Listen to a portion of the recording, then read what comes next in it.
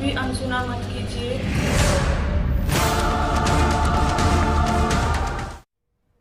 ये वो रूप है सत्ता का जिसने भारत को तोड़ा था, उन्मादी भीड़ को जिसने हिंदू समाज पर मोड़ा था।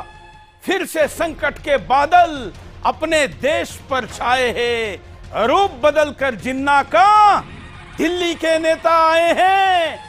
आतंकी जाकिर के चेहरे सीना तान के घूम रहे, लेकिन बलिदानी के परिजन सत्ता की चौखट चूम रहे। दिल्ली पुलिस के बलिदानी को वो दिन में भूल गए, लेकिन जाकिर की बाहों में वो सारी शर्म त्याग कर झूल गए। हम उखाड़ कर फेंकेंगे तुष्टीकरण की बेला को, अब सम्मान न पाने देंगे आतंकी के चेले को। नमस्कार, मैं हूं सूरज चौहान की और आप देख रहे बिंदास बोल। आज के बिंदास बोल में आपके सामने हम मुद्दा लेकर आए दिल्ली के केजरीवाल सरकार का। दिल्ली में केजरीवाल सरकार ने एक डॉक्टर की मौत के बाद उसके परिजनों को 1 महीने के अंदर 1 करोड़ रुपए इस लॉकडाउन के दौरान भी घर जाकर दे दिए। लेकिन 1 वर्ष पूर्व जब पहला लॉकडाउन लगा था या कोरोना हिंदुस्तान में आया था, उस समय पहला पुलिस वाला, आपको याद होगा, दिल्ली पुलिस का वो जवान जो वॉरियर के तौर पर बलिदानी हो गया था, जिसको दुनिया भर के कई मीडिया ने हीरो दिखाया था। लेकिन उसी व्यक्ति को किस प्रकार से आज सत्ता भूल गई है, और ना केवल भूली है बल्कि इतनी भूल गई कि उसको जो याद किया जा रहा था, तब हीरो कहा जा रहा था और कहा जा रहा था कि तुम्हारे बलिदान का सम्मान दिल्ली की सरकार करेगी, 1 करोड़ रुपए देगी। 1 करोड़ तो छोड़िए, फूटी कौड़ी भी उस घर को नहीं दी, सांत्वना नहीं दी, किसी का फोन नहीं उठाया, किसी पत्र का उत्तर नहीं दिया। यह केजरीवाल सरकार का धर्म के आधार पर भेदभाव का रवैया कदापि स्वीकार नहीं किया जाएगा। माना कि मुसलमान आपको एक साथ वोट देते हैं, लेकिन हिंदू के बलिदान का भी अगर आप मजाक उड़ाओगे तो निश्चित तौर पर हिंदू भी माफ नहीं करेगा। आज केजरीवाल को यह प्रश्न हम पूछ रहे हैं कि आखिर यह भेदभाव क्यों। और आज का पूरा बिंदास बोल अगले आधे घंटे तक मैं केजरीवाल पे करूंगा। उसके बाद मैं अलीगढ़ लेकर जाऊंगा आपको, जहां से हिंदुओं का पलायन हो रहा है और हिंदू की बारात को मुसलमानों की नो एंट्री है। यह भी पूरी कहानी दिखाऊंगा, जहां पर घरों पर बोर्ड लगे हुए हैं, घर बिकाऊ है, और घर में अब उस गांव में कोई मस्जिद ही मस्जिद है, कोई मंदिर बचा ही नहीं है। उसके बाद सुदर्शन का एक बड़ा यश दिखाऊंगा, जो होम्योपैथी को कोरोना के उपचार के लिए अधिकृत किया जाए, मान्यता दी जाए, ये बात हम कहते थे, इसको अब सरकार ने मान लिया है। तो चलिए प्रारंभ करते हैं दिल्ली से। क्या है पूरा मुद्दा, देखिए।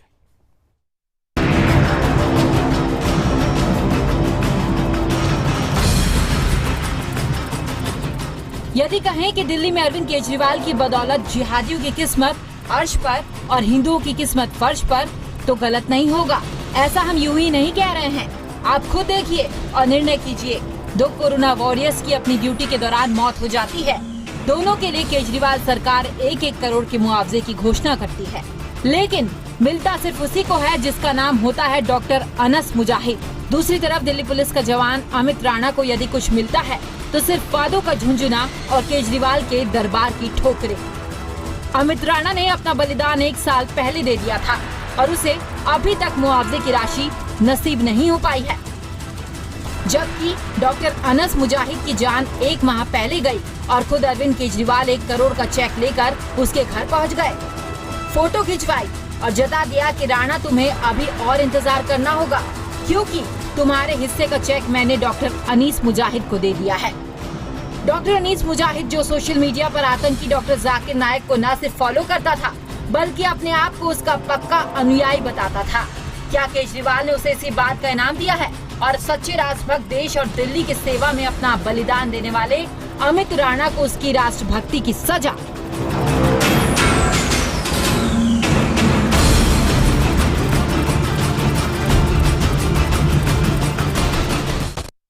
आज हम हम खुद होकर कोई बराबरी की बात करने के लिए आगे नहीं आए। हम क्यों कह रहे? क्योंकि खुद केजरीवाल इसकी घोषणा अपने अधिकृत ट्विटर हैंडल पर करके वाहवाही लूट चुके हैं। वाहवाही खत्म हो गई, अब जरूरत नहीं है, अब तो गाली भी फायदा देगी, इसलिए केजरीवाल ने यह चाल चली। देखिए, जब ये बलिदानी पुलिस वाले का बलिदान हुआ था कोरोना के लिए, तब जो किया हुआ ट्वीट था केजरीवाल का, इसको देखिए। केजरीवाल के ऑफिशियल ट्विटर हैंडल पर कहा है कि अमित जी, आपकी अपनी जान की परवाह ना करते हुए कोरोना के इस महामारी के समय हम दिल्ली वालों की सेवा करते रहे। वे खुद कोरोना से संक्रमित हो गए और हमें छोड़कर चले गए। उनकी शहादत को मैं सभी दिल्ली वासियों की ओर से नमन करता हूं। उनके परिवार को 1 करोड़ रुपए सम्मान राशि दी जाएगी। ये केजरीवाल का ट्वीट है, उस समय का ट्वीट है, घोषणा है, जहां ये बलिदान के लिए बलिदान करने वाले व्यक्ति को हीरो के तौर पर दुनिया भर में वाहवाही मिल रही थी, उसके बलिदान का सम्मान हो रहा था, तब तो केजरीवाल आगे आ गए। लेकिन जैसे ही वो मामला समाप्त, हवा समाप्त, तो फिर मुद्दा गायब।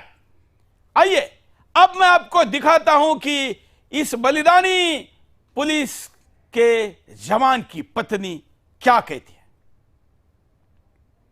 उनकी प्रतिक्रिया, जो जवान की पत्नी है, हमारी टीम जब उनके पास पहुंची तो जवान की पत्नी ने क्या कहा।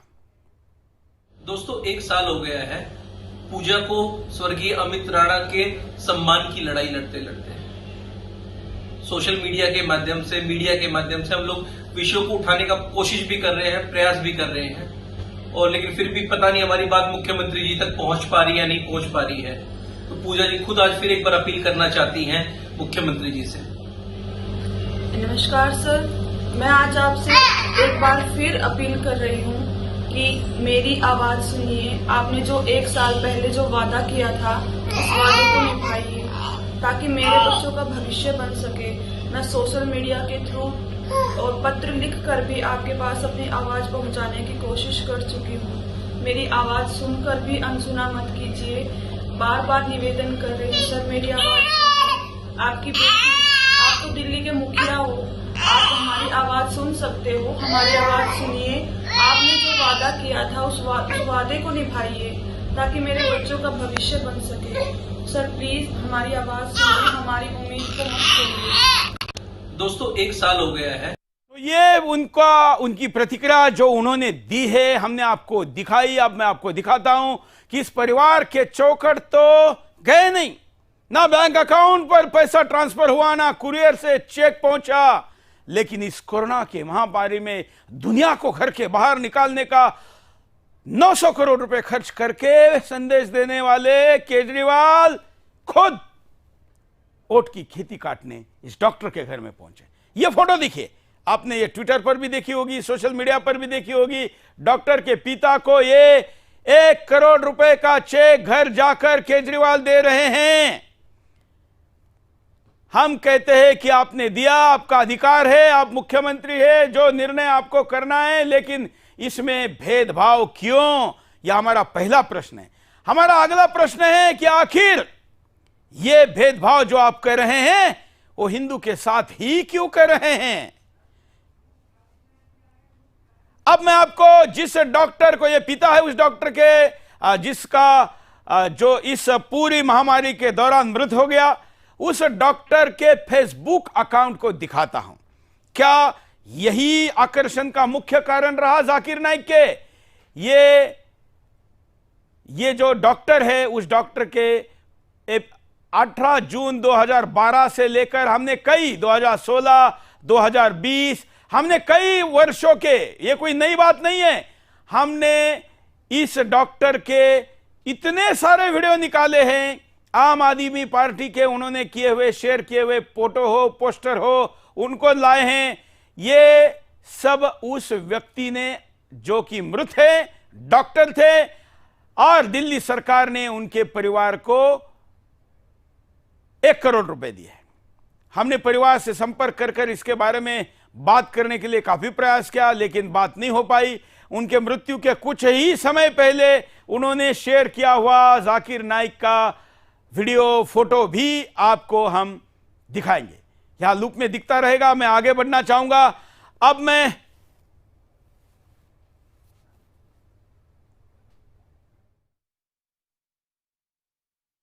आपको यह दिखाना चाहता हूं कि जिनको 1 करोड़ रुपए दिए घर के अन्य सदस्य, क्या ये डॉक्टर केवल अकेला फॉलो कर रहा था? नहीं, पूरा परिवार जाकिर नाइक को फॉलो करता है।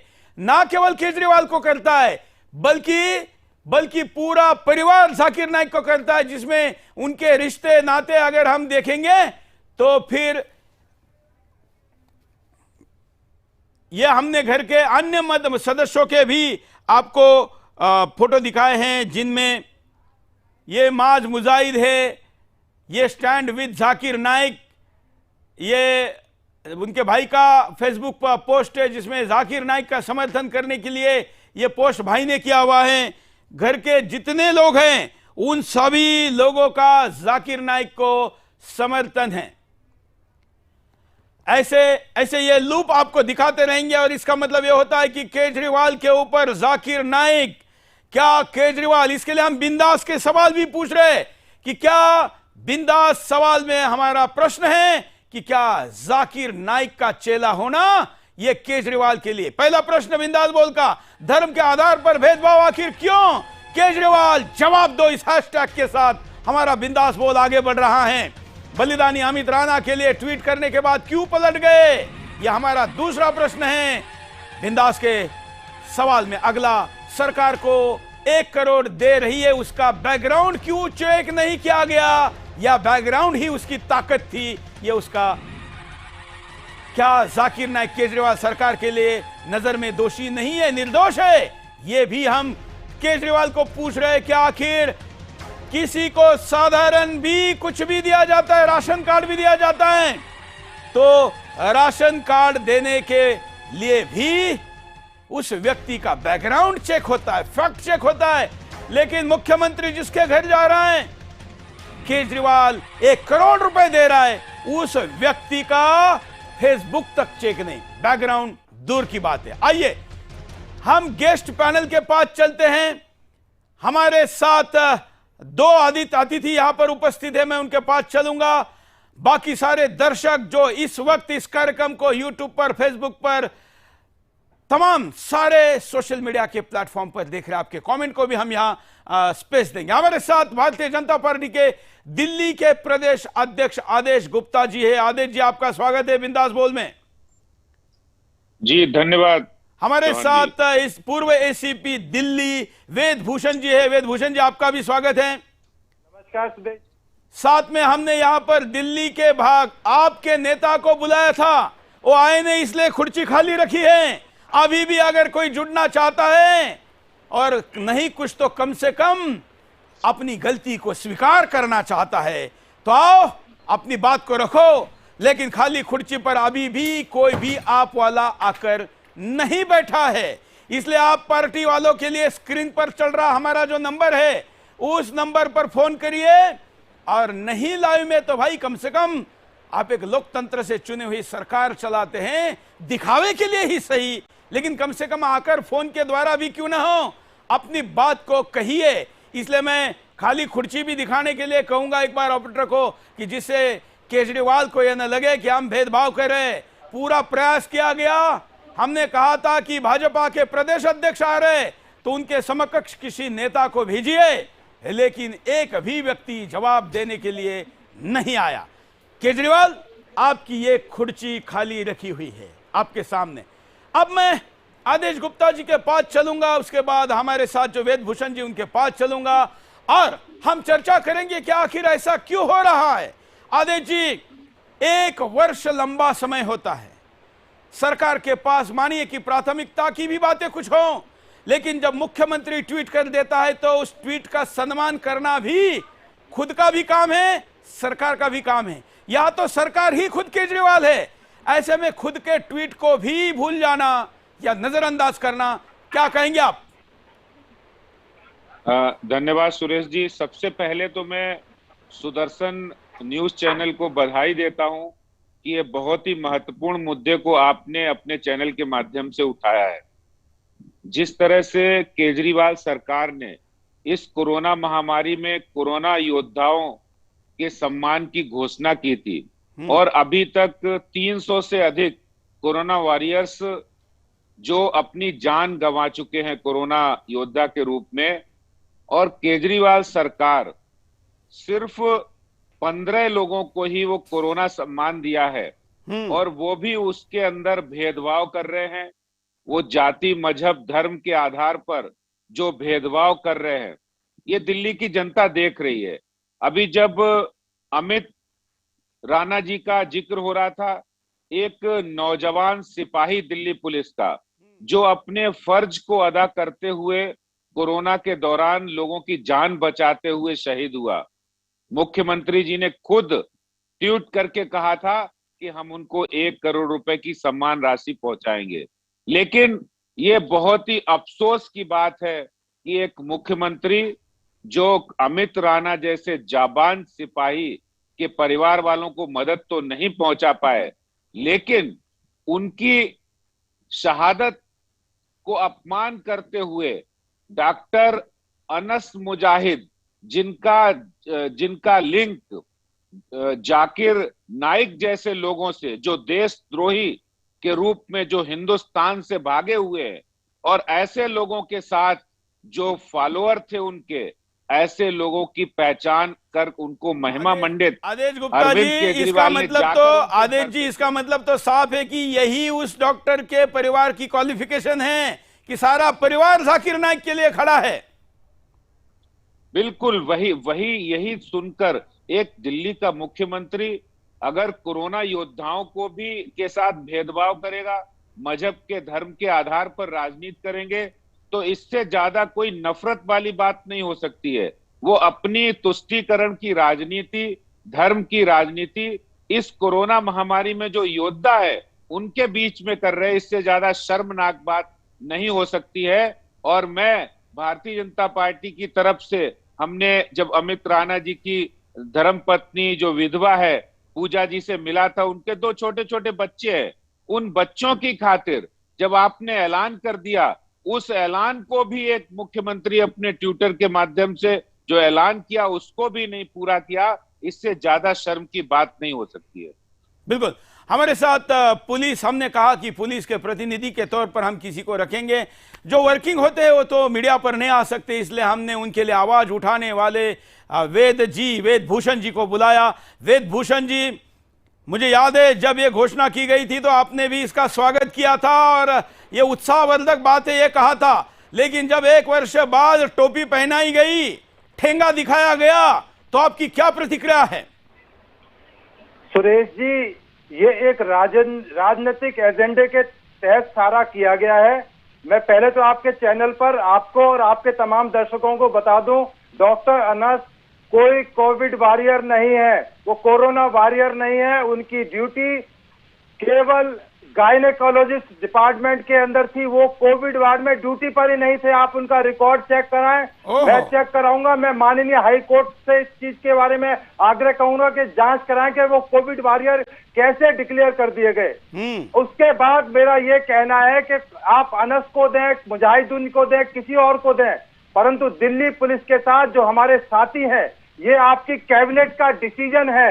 कैबिनेट के डिसीजन में 2020 में आपने निर्णय लिया था कि दिल्ली पुलिस के जो भी कोविड वॉरियर्स होंगे या जो भी कोविड से जिनकी डेथ होगी, उन तमाम को हम जो है 1 करोड़ रुपया देंगे।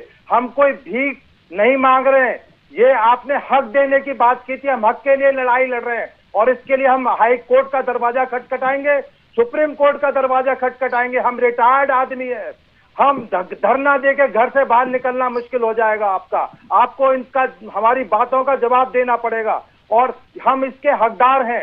ये 32 साल का नौजवान लड़का जिसका 5 महीने का बच्चा है, आप आदेश जी उसके घर होकर आए थे, आपने देखा 5 महीने का बच्चा, गोदी का बच्चा है, वो लड़की बेरोजगार है, उसके जो माता पिता हैं अपाहिज हैं, पैरालिटिक पेशेंट हैं। क्या कभी सोचा उनके बारे में? एक डॉक्टर जो फल फूल रहा है, जिसका परिवार समृद्ध परिवार है, आपने उसका परिवार देखो, डॉक्टर के परिवार की आपने पिक्चर देखी, क्या आप में कोई समानता नजर आती है? तो इन तमाम बातों का आपको जवाब देना पड़ेगा। दिल्ली की जनता आपसे जवाब मांगेगी, दिल्ली पुलिस आपसे जवाब मांगेगी। आपको शर्म नहीं आती? आपके साथ में पुलिस वाले आपको ड्यूटी देते हैं। यदि बाय द वे पुलिस वाले आपके पास से हट जाए, अब तक तो आप थप्पड़ घूसे खाते आ रहे थे, आपका क्या हाल होगा? आपको पता है इस बात का? आप हर बात पर झूठ बोलते हैं, सुबह कुछ बोलते हैं, शाम को पलट जाते हैं। आपको शर्म आनी चाहिए। इतना झूठ तो कोई भी नहीं बोलता, हिंदुस्तान का आम आदमी भी नहीं बोलता। बिल्कुल मैं आदेश जी के पास। आदेश जी, इसमें भी घोटाला है। मतलब वो तो कोरोना वार्ड में थे ही नहीं, कोरोना में ड्यूटी में थे नहीं, तो फिर कोरोना वॉरियर हुआ कैसे?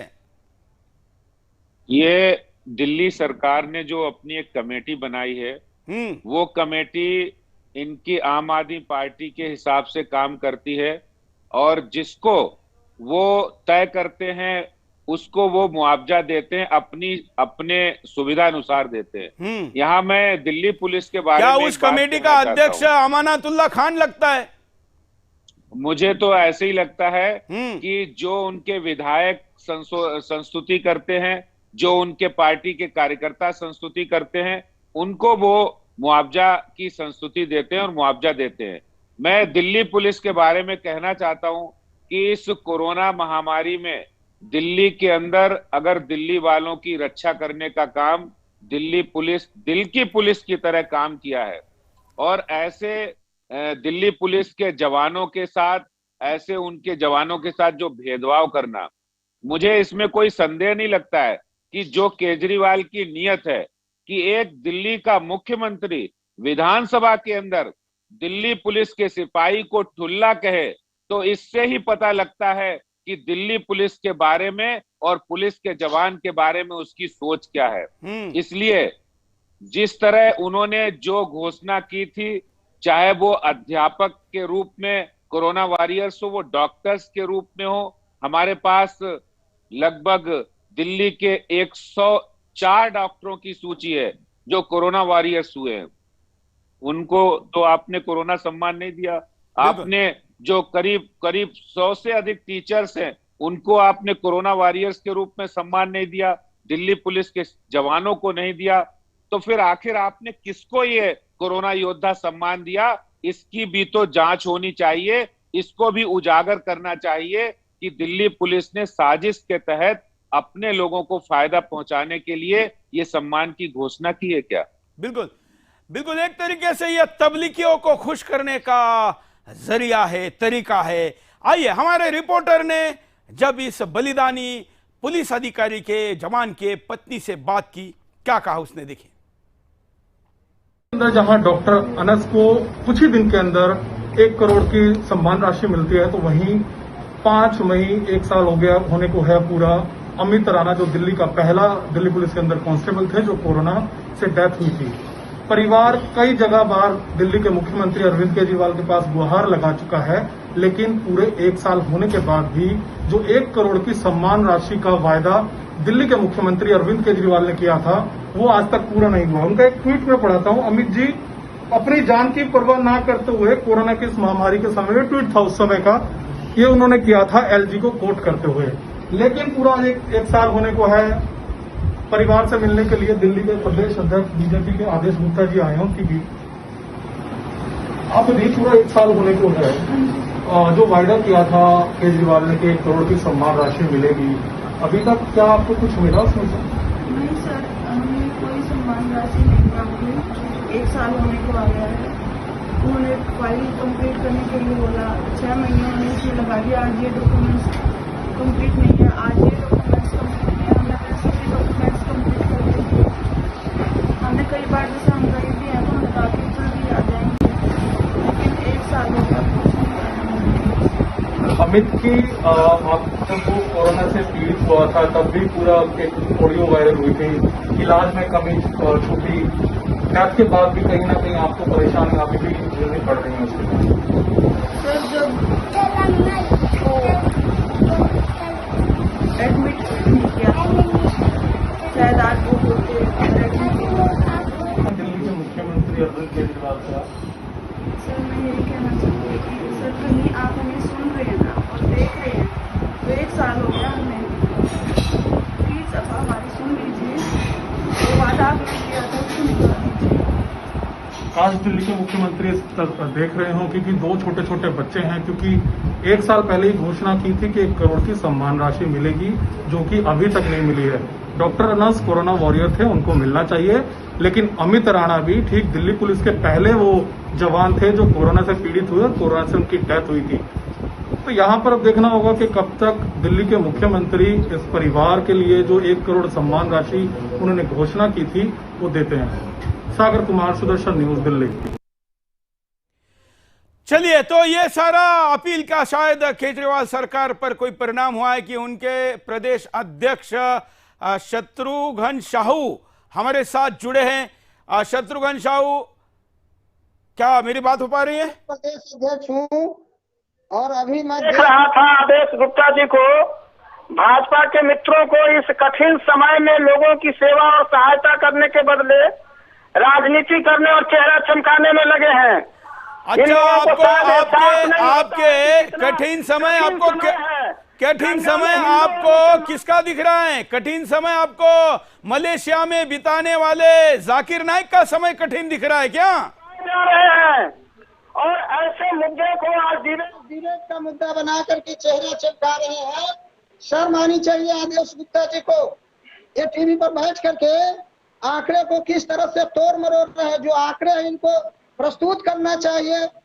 केजरीवाल जी के खिलाफ तो जांच के लिए हमेशा सरकार और मीडिया लगी रहती है। जांच करा लीजिए, कहाँ फॉल्ट है जांच करा लीजिए ना। आदेश गुप्ता जी ये बोल रहे जांच करिए, ये आप पार्टी के बिहार के प्रदेश अध्यक्ष है। आदेश गुप्ता जी, मिश्रा जी हिंदू है कि मुसलमान है? शिव मिश्रा जी को जो दिया गया। हाँ आदेश गुप्ता जी, अरे ये हिंदू, आप बोलिए, आपका जवाब दीजिए। दिल्ली में ये नोएडा में अखलाक के घर जाते हैं, ये झारखंड में तबरेज आलम के यहाँ जाते हैं। अगर दिल्ली में किसी दलित के बच्चे की मौत होती है तो केजरीवाल जी वहां नजर नहीं आते हैं। दिल्ली के अंदर अगर कोरोना योद्धा के रूप में भी इन्हें कोई चुनने को मिला है तो उसमें भी ये धर्म के आधार पर भेदभाव करते हैं। इससे ज्यादा शर्म की बात दिल्ली के मुख्यमंत्री के लिए कोई हो नहीं सकती कि जब कोरोना योद्धाओं के साथ भी कोई सरकार इस तरह का भेदभाव करे। और जिस तरह से भारतीय जनता पार्टी ने इस कोरोना महामारी में सेवा ही संगठन के रूप में काम किया है और दिल्ली में लाखों लोगों की मदद की है, उस समय इनके मंत्री विधायक कोई नजर नहीं आ रहे थे। और कोरोना योद्धा के रूप में मेरे पास डॉक्टरों की सूची है, मेरे पास अध्यापकों की सूची है, मेरे पास एमसीडी कर्मचारियों, सफाई कर्मियों की सूची है जो लोग कोरोना योद्धा के रूप में शहीद हो गए। क्या केजरीवाल की नजर में वो कोरोना योद्धा नहीं है? क्या केजरीवाल की नजर में अमित राणा कोरोना योद्धा नहीं है? क्या केजरीवाल की नजर में सिर्फ डॉक्टर अनस मुजाहिद ही कोरोना योद्धा है? चलिए मैं आपको दिखाता हूं कि ये कुल मिलाकर केजरीवाल का इस प्रकार का इतिहास रहा है। क्या कहता है केजरीवाल का इतिहास, देखिए।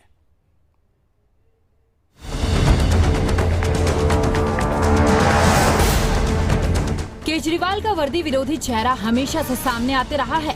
आपको बता दें कि पहली बार नहीं है जब दिल्ली के सीएम अरविंद केजरीवाल ने मुस्लिम वर्दीधारी को 1 करोड़ की सहायता राशि दी हो। ये भेदभाव केजरीवाल हमेशा से करते आए हैं। बटला हाउस एनकाउंटर में बलिदानी इंस्पेक्टर मोहन चंद शर्मा, जिन्होंने कई आतंकियों को मारा था, उस पर बहादुर पुलिसकर्मियों की सत्यनिष्ठा पर भी केजरीवाल ने सवाल उठाया था। यही नहीं, इसके अलावा जब भारतीय जवानों ने पाकिस्तान पर एयर स्ट्राइक किया था, उस पर भी केजरीवाल की पार्टी आम आदमी पार्टी ने आर्मी से सबूत की मांग की थी।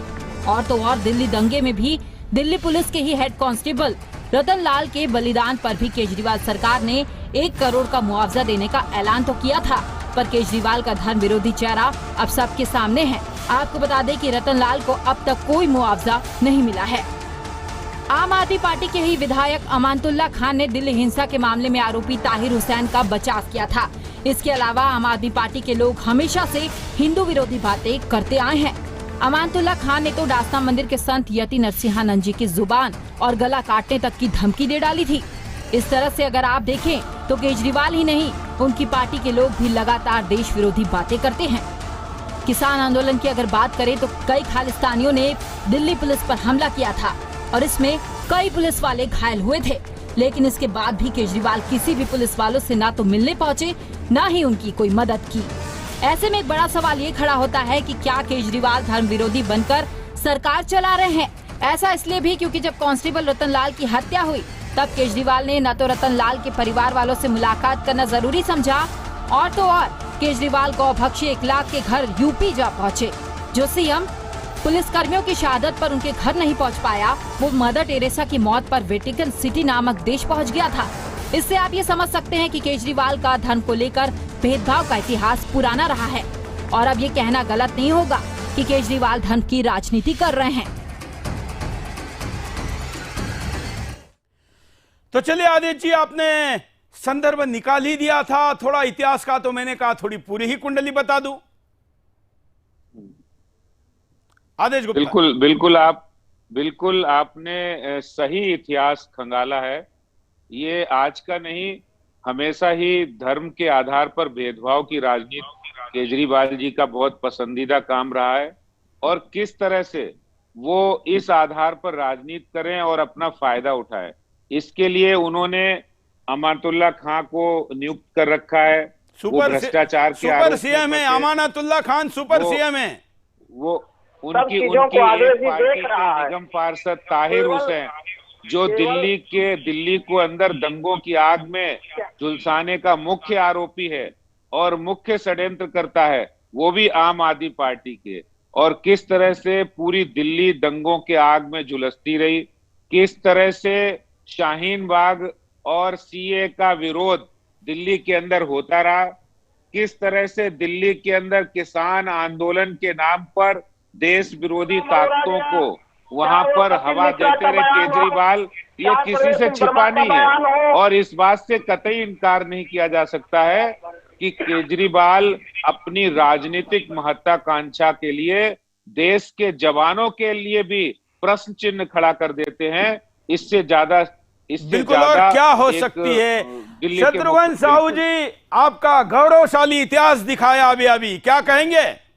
जी, मैं वही बोल रहा हूँ कि केवल ये आरोप गढ़ते हैं, मरते हैं और इनका काम यही है देश में। मैं कह रहा हूँ कि आदेश गुप्ता जी ने क्या कहा वो तो बात और है। कॉपीराइट है तो भारतीय जनता पार्टी है। शत्रुघ्न धर्म के आधार पर, जाति के आधार पर भेदभाव करने का, संप्रदाय के आधार पर काम करती है, तो अगर कोई करती है तो भाजपा करती है। अच्छा शत्रुघ्न साहू जी, मैंने आपको प्रश्न पूछा कि आपका इतना पूरा लंबा गौरवशाली इतिहास बताया, उस पर आपको क्या कहना है?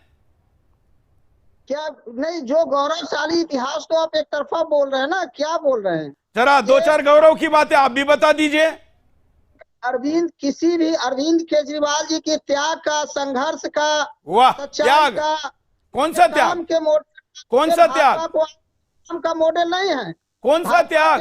पास केवल त्याग की एक बात बताइए। चलिए आज के शो में आपको त्याग की एक बात बताने के लिए देते, एक बात, केजरीवाल का एक त्याग। केजरीवाल आज कोई सरकारी नौकरी इस्तीफा नहीं करना चाहता है। मतलब सरकारी नौकरी देके मुख्यमंत्री बनना ये त्याग है? नहीं, सरकारी नौकरी देके छोड़ के मुख्यमंत्री बनना है त्याग है? नहीं, एक त्याग की बात,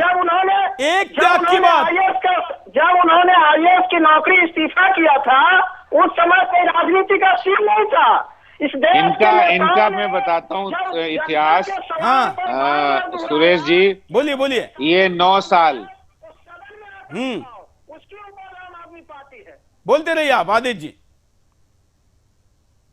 केजरीवाल जी का इतिहास रहा है कि जब ये आईआरएस की नौकरी में भी इन्होंने कोई काम नहीं किया, 9 साल बिना वेतन के छुट्टी लेके ये एक सरकारी नौकरी का इन्होंने मजाक बनाया है और हमेशा ही निकम्मापन दिखाया है। निकम्मेपन का इतिहास इनका रहा है और अभी भी मुख्यमंत्री विदाउट पोर्टफोलियो, हिंदुस्तान में कोई पहला मुख्यमंत्री ऐसा होगा जिसके पास कोई भी डिपार्टमेंट नहीं है, एक भी डिपार्टमेंट मुख्यमंत्री के पास नहीं है, और इसलिए क्योंकि निकम्मापन है, कुछ काम करना नहीं चाहते। झूठ और इस्तेहार। थोड़ा आगे बढ़ के हम हजारों करोड़ रुपए वेद भूषण जी के पास चलते हैं। वेद भूषण जी, अब क्या आगे क्या? सुरेश जी, जो अभी साहू जी कह रहे थे, मैं उनकी जानकारी के लिए बता दूं, ये आईएएस ऑफिसर नहीं थे, रेवेन्यू ऑफिसर थे। हाँ, आईआरएस ने। आदेश जी ने बाकी चीजें बता दी हैं।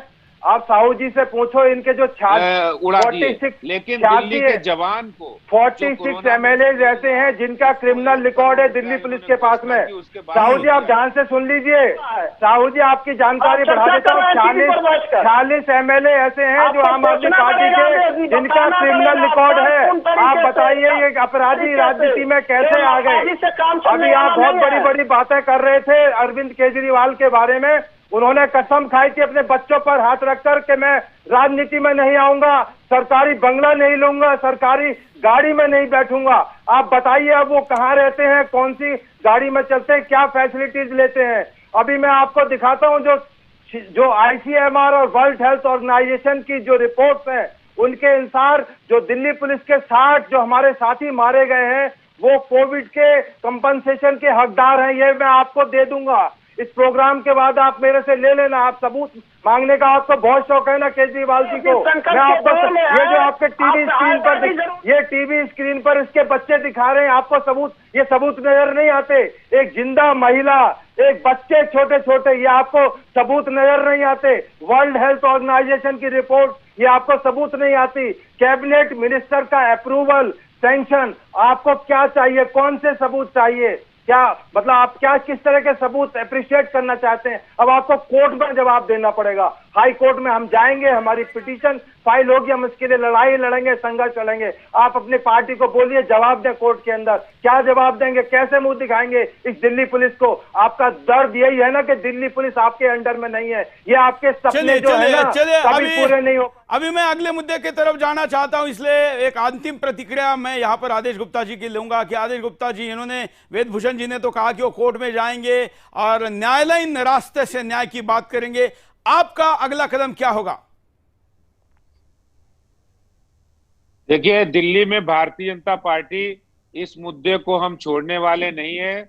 इस मुद्दे पे जितने भी कोरोना योद्धा हैं, उनके परिवारों के साथ ये प्रश्न, हम चाहे हमें कोर्ट जाना पड़े, लेकिन ये हम जरूर ये लड़ाई लड़ेंगे कोरोना योद्धाओं की, और दिल्ली पुलिस के जवानों की लड़ाई लड़ेंगे, अमित राणा की लड़ाई लड़ेंगे, और हर कीमत पर उनके मुआवजा मिले, उन्हें सम्मान मिले, इसकी गारंटी सुनिश्चित हो। और दिल्ली सरकार जिस तरह से झूठ बोल रही है, इस झूठ को भी हम जनता के बीच उजागर करेंगे। और आज दिल्ली की जनता जान चुकी है कि कोरोना के टाइम में ऑक्सीजन के मामले में हो, बिल्कुल। बेड के मामले, वेंटिलेटर के मामले में किस तरह सरकार फेल रही है। चलिए, आज इस मुद्दे पर आप तीनों हमारे साथ जुड़े, उसके लिए आप तीनों का धन्यवाद। मैं अब अलीगढ़ की तरफ चलता हूं। देश भर में कई मिनी पाकिस्तान बने हैं जहां पर एक भी हिंदू मंदिर नहीं है। ऐसे गांव, बल्कि टाउन भी कुछ क्षेत्र को कहा जाता है, ऐसे भी अब इस देश में हैं, वहां के मंदिर समाप्त हो गए। ऐसे भी अब आपको गांव मिलेंगे जहां पर हिंदू इसलिए अपनी बारात नहीं ला सकता क्योंकि उसके मुसलमान ने, उस गांव के मुसलमान, बहुसंख्यक मुसलमान ने हिंदुओं के बारात पर बैन लगाया हुआ है। यह मैं कोई दूर केरला या बंगाल की बात नहीं कर रहा हूं, इस दिल्ली एनसीआर से सटा हुआ अलीगढ़, याद है ना अलीगढ़, जहां पर हमारे पूर्व उपराष्ट्रपति हमीद अंसारी की फोटो टंगी हुई है जिना के साथ। उस अलीगढ़ जिले में टप्पल में यह वाकया है। देखिए, हमारे रिपोर्टर ने वहां पर पहुंचकर जो रिपोर्ट दी है उसको दिखाते हैं। नूरपुर गांव के अंदर हम मौजूद हैं। अब आपको एक और बात यहाँ की जो बताते हैं उससे आप बहुत ज़्यादा हैरान रह जाएंगे, क्योंकि इस गांव के अंदर 80% मुसलमान हैं और 20% जो दलित हिंदू इस गांव में रह रहा है वो मौजूद है। और मुस्लिमों की तरफ से कहा जाता है कि ये जो बचे खुचे लोग हैं धर्मांतरण कर लें तो सुरक्षित रहेंगे, बारात निकालने की नौबत नहीं आएगी। एक है यहाँ महिला हमारे साथ, आपका जो भतीजा था उसको इन्होंने मुस्लिम बना दिया और मौलवी बना दिया। साहब वैसे उन्हें दबाव तो नहीं दी, पर इसके मूड में आ गई।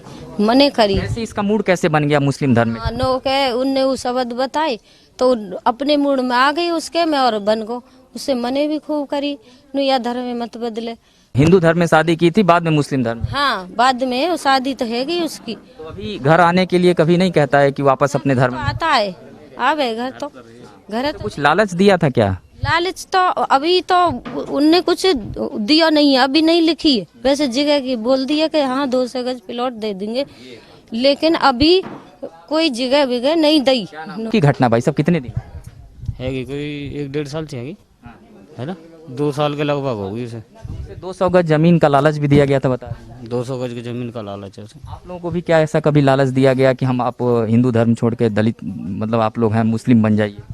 हाँ, और क्या, बैठते नहीं है, फिर जो उनके पास बैठता उनको से कहते हैं, जवाब देते हैं। आपसे भी इस तरीके की बात जो है कभी हुई सामने? मुसलमानों ने इस बात का ये पक्ष रखा कि आप अपना धर्म छोड़ दीजिए? हाँ, रखी थी। मुझसे कहा गया था कि मैं एक दिन मोटरसाइकिल पर आ रहा था तो मुसलमान की लड़की की पे, तो उसने कहा था कि भाई वो लड़का तुम्हारा पड़ोस वाला मुसलमान हो गया है, कोई तुम्हें कोई दिक्कत तो नहीं? मैंने कहा भाई हमें तो पूरी दिक्कत है। कि तुम जैसे वो ने कर लिया हो धर्म परिवर्तन, ऐसे तू भी कर ले, और तुझे है का हम तेरी शादी करवाएंगे अपने धर्म में। और उसने ये भी कहा था कि तुम्हें जगह जो भी चीज़ चाहिएगी वो सब चीज़ फुल सेफ्टी मिलेगी, ये कहा था उन्होंने। जो दलित वर्ग है गांव का, इसको अब कहीं ना कहीं धर्म परिवर्तन करवाने की जो बात है वो भी निकल करके सामने आ रही है। और लगभग पिछले समय की बात करें तो इन्होंने बताया कि लालू को लालू मोहम्मद बना दिया गया था और जमीन का जो लालच है वो भी उनको दिया गया था। कैमरामैन योगेंद्र यादव के साथ गौरव मिश्रा, सुदर्शन न्यूज, नूरपुर। ये तो लंबी धर्म परिवर्तन की कहानी है, लेकिन अब वहां पर लड़कियों को सड़क पर निकलना भी संभव नहीं है। खुद महिला बता रही है, देखिए। गांव के अंदर हूं और ये नूरपुर जो गांव है, यहाँ पे लगातार जो है मुस्लिमों के तरफ से जो हिंदू आबादी यहाँ पे रहती है उनको लगातार टारगेट किया जाता है, उनको निशाना बनाया जाता है। और शायद यही एक कारण रहा है कि जो आबादी उनकी है, तकरीबन 80% यहाँ मुस्लिम जो हैं वो रहते हैं और 20% हिंदू रहते हैं। हमने इससे पहले भी आपको मेवात की एक रिपोर्ट दिखाई थी कि मेवात में किस तरीके से मेवात हिंदू विहीन होता जा रहा था। तो इस वक्त जो ये गाँव है ये हिंदू विहीन होता जा रहा है। और यहाँ कुछ महिलाएं हैं, एक घर में आया हूँ क्योंकि इन्होंने भी अपने मकान पे लिख रखा था ये मकान बिकाऊ है, लेकिन बाद में प्रशासन के लोगों ने आकर के उसको मिटा दिया। और इनके यहाँ इनके बेटी की शादी थी, आइए इन्हीं से पूछते हैं कि क्या हुआ था, किस तरीके से हमला हुआ। आपके यहाँ पे आपकी बेटी की शादी थी, कैसे पूरी लड़ाई हुई, मुसलमानों ने क्या क्या किया? हमारी बेटी की शादी और लड़ाई वही महजते थे, अगार बारात चढ़ गई, फिर अगारते रोक खिला रहे वहाँ थे बराना पे उन पर हमला कर दिया और मार पिटाई करी। हम ऐसे तो बचा के नहीं, अपने पड़ोसियों के घर में है के उन्हें बचा के लाई और उन्हें पर रिश्तेदार पे हमला कर दो। अपने सबरे जो जार के नहीं उनके फोटो खींच के वीडियो डाल दे, कह दे देखो सा कितनी बारात आई है और हमारी बेटी ने की शादी और मार कुटाई करी उन्होंने। जब बारात आई थी, आपकी बेटी की शादी उस दिन चल रही थी, ये विवाद किस बात पे उन्होंने किया? मस्जिद, एक नया मस्जिद यहाँ बना हुआ है पे बनी भैया, यहाँ पर डीजे नहीं बजेगा, मस्जिद के सामने डीजे नहीं बजे। हाँ, डीजे तोड़ फोड़ कर दिया और रिश्तेदार हतकाई उनकी मार कुटाई करी। क्या उनके तो हमारी चोट आई भैया, रिश्तेदार न के भी आई है, पड़ोसिन के भी आई है और इनकी आए के नहीं है, उनकी कर दी रिश्तेदार न की। फिर हम बरना आस पास जैसे लिखार के नहीं घर से लाई वहाँ थे। महिलाओं को अगर बात करें इस गांव में, आप कहते हैं कि हम लोग जब बाहर निकलते हैं तो गाली देते हैं, बड़ा देते यार फूस को जाते हैं तो जो कहते हैं ढेड़नी यहाँ आई है, मुसलमान है कहाँ तो ढेड़नी यहाँ आई है, यहाँ नहीं लेने देते और रास्ता बंद करवा देते हैं, जो कहते हैं यार रास्ता पहक ना जाएंगे लेकर के नहीं है। मतलब अपने मस्जिद के रास्ते से आपको निकल के वो जाने भी नहीं ना जान देता, ना गाड़ी लेकर देता, ना कोई ना गाड़ी लेके जा रहे, मोटरसाइकिल छोरा की गाड़ी रोकी थी हमारे की, कहीं हाँ है कि नहीं जाएंगे चमहार, उल्टी सीधी गाड़ी बकता है और लेकर ही ना देता रास्ता ना। बच्चियां आपकी हैं, छोटी छोटी बच्चियां हैं, क्या उनको भी छेड़ते हैं? हाँ छेड़ता है, उनको भी गाड़ी देता है, जो कहता है ढेड़ी नहीं मेड़न पे है कि यार ले नहीं जाओ, इतने है कि हमारी रास्ता पे है कि मत जाओ, पे रास्ता पे है कि मत जाओ। कल परसों वह मुसलमानों को आयो, जो कह दे कि हम रास्ता तुम्हारी बंद कर देंगे बिल्कुल, यहाँ है कि घर के गए। अब अपना मकान बेच रहे हैं आप लोगों ने? मकान बेच रहे हैं, जब हमें गुण मिलेगा तो इंसाफ हम बेच के नहीं है, यहाँ से जा रहे हैं और जब इंसाफ मिलेगा तो रहेंगे, नहीं तो हम बेगवा के नहीं जा रहे हैं। ये मुसलमान हमेशा आप लोगों को धमकी देते हैं, मारते देता है, धमकी देता है, मुसलमान हत्या धमकी देता है, तो फिर डर के नहीं है तो आदमी जाएगा ही जाएगा। क्या करेंगे फिर जब इंसाफ न मिलेगा तो यहाँ ठिया एक के भी चक्कू मार दो, बेचारे गांव में ही छोड़ के भाग गए यहाँ पे। ऐसे 3-4 साल पहले ही बात है, जे उनके चक्कू मार दो, गांव में छोड़ के भागे। अब हमारे संग में ऐसा है तो हम अपने घर में काने बेच के जाएंगे, होने के पौने फूक के। रात में इस पूरी घटना के होने के बाद से क्या रात में जब आप सोने जाती हैं तो डर लगता है कहीं से आ जाए कुछ कर? हाँ, डर लगता है हमें, क्या भाई कोई कितने आ जाए ना। थोड़े से दिन पहले की बात है, ईंट बरसी हमारे घर पे, मुसलमानों ने ईंट बरसाए थे आप? हाँ, ईंट बरसाई उनने, मुसलमानों ने। जैसे बारात आई ना, हमारी लड़की थे पहले, एक बारात और आई तो गांव में हमला करो, ऐसे ही फिर ईंट बरसाई सवरे न पे। और कितने को लेकर आने रखे हमारे अपने घर रहे में, कितने को छई छापरी ना बाल करने जानते हम अपने। बिल्कुल, तो ये महिला है, इन्हीं के घर पे शादी थी इनकी 2 बेटियों की, और जब शादी की सारी तैयारियां हो चुकी थी, बारात दरवाजे तक आनी थी, तो इन जिहादियों ने आकर के गजब तांडव मचाया, मारपीट की और बहुत सारे लोगों को मारा पीटा। बाद वहां पर स्थानीय सांसद भी पहुंच गए, क्योंकि सुदर्शन जब मुद्दा उठाता है तो फिर गूंज दूर तक जाती। देखिए, हमारे साथ बातचीत करने के लिए सतीश जी हैं। सतीश जी, आप यहाँ पे आए, पीड़ित परिवारों से आपने बातचीत किया, क्या बातचीत रही और किस तरीके से पूरा निष्कर्ष निकला? देखिए, समाज हमारे जाटव भाई यहाँ रहते हैं। कुछ मुसलमान लड़कों ने, जो गुंडा तत्व के लोग हैं, उन्होंने बारात को रोका चढ़ने से, उसमें सख्त कार्रवाई कर दी है। 11 लोगों के खिलाफ FIR हुई है, उनकी अरेस्टिंग होगी, उनको जेल भेजा जाएगा। आगे बहन बेटी की कोई बारात न रुके, उसके लिए पूरा सख्त आदेश दिए गए। लेकिन ये लगातार बहुत पहले से इस तरीके की घटनाएं हो रही हैं। गांव वाले कह रहे हैं पहले 1 शादी, फिर 2 शादी, इस तरह 5 शादियों को रोका गया। क्या दलितों को निशाने पे ले रहे हैं मुस्लिम वर्ग के लोग? देखिए, यहाँ पर हमारे दलित समाज के लोग जो हैं जाटव वर्ग के, वो केवल 100 परिवार हैं। मुस्लिम ज्यादा तादाद में हैं, इसलिए ये प्रॉब्लम आई है। आगे ये प्रॉब्लम नहीं आएगी। योगी का शासन है, इसमें क्लियर स्पष्ट आदेश हैं। एक छोटा भी परिवार रहने वाला पूरे गांव में, उसकी बारात चढ़ेगी। जब रईस की बारात चढ़े, उसकी बारात चढ़ेगी, या सबकी बारात चढ़ेगी, कोई रोका नहीं जाएगा। पलायन को लेकर के क्या बातचीत हुई? बहुत से मकान नहीं, अलीगढ़ के सांसद के रहते हुए कोई प्लान नहीं करेगा। उत्तर प्रदेश में योगी का शासन है और अलीगढ़ में सतीश गौतम का शासन है। यहाँ प्लान करने की जरूरत नहीं पड़ेगी। प्लान करेंगे तो बाहुबल करेंगे, जो ज्यादा तादाद में। तो सोचिए कि अगर उत्तर प्रदेश में योगी जी के रहते हुए हालत है, तो जो योगी जी को हटाने पर तुले हुए हैं, वो जरा सोच ले कि उनके ना रहते तो फिर क्या होगा। आज ये आपको तय करना है। चलिए अगले मुद्दे की तरफ बढ़ते हैं।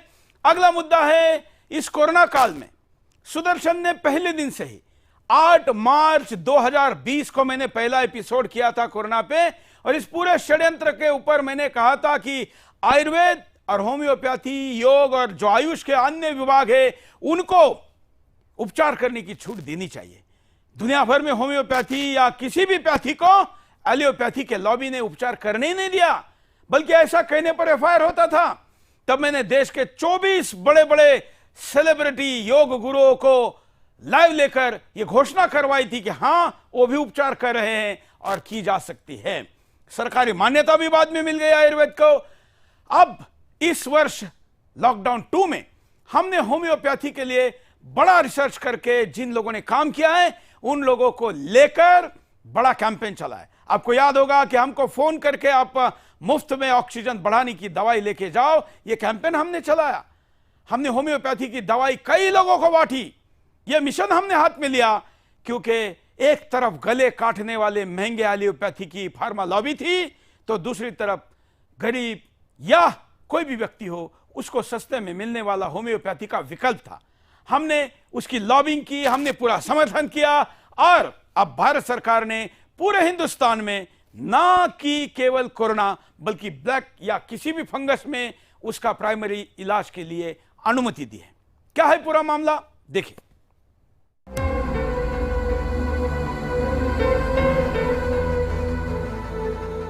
कोरोना संक्रमण की 2 लहरों को झेलने के बाद अब सबको समझ आ रहा है कि इसे रोकने की लड़ाई में हमने अपने सारे अस्त्र इस्तेमाल ही नहीं किए।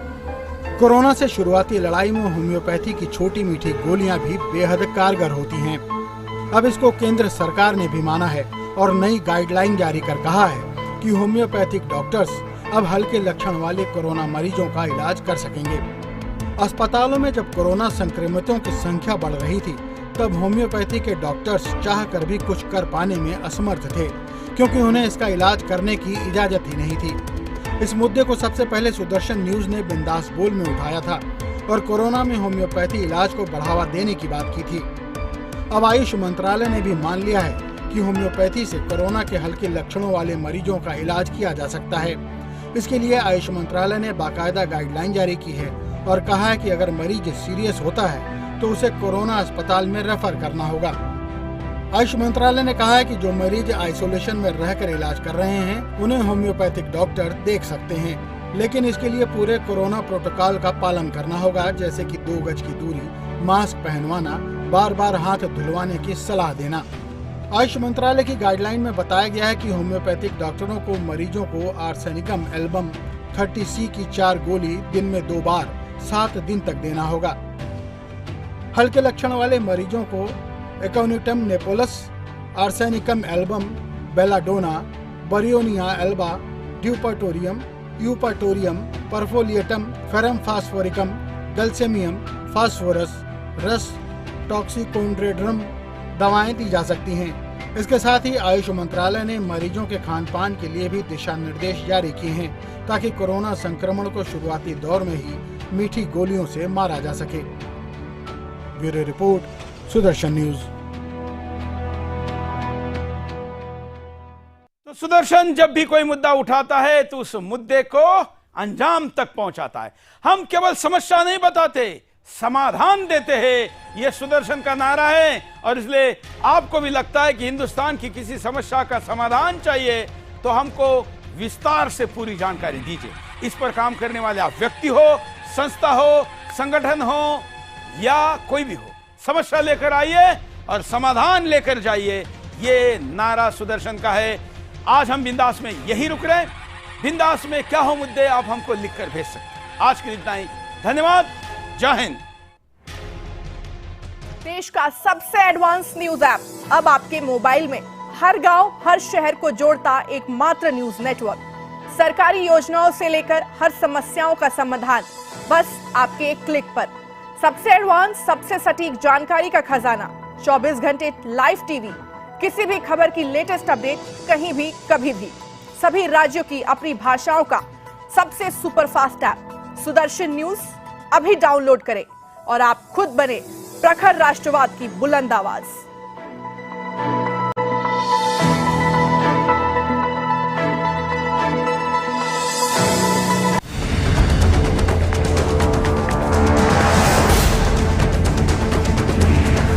मैं सोशल मीडिया के थ्रू और पत्र लिखकर भी आपके पास अपनी आवाज पहुंचाने की कोशिश कर चुकी हूँ। मेरी आवाज सुनकर भी अनसुना मत कीजिए।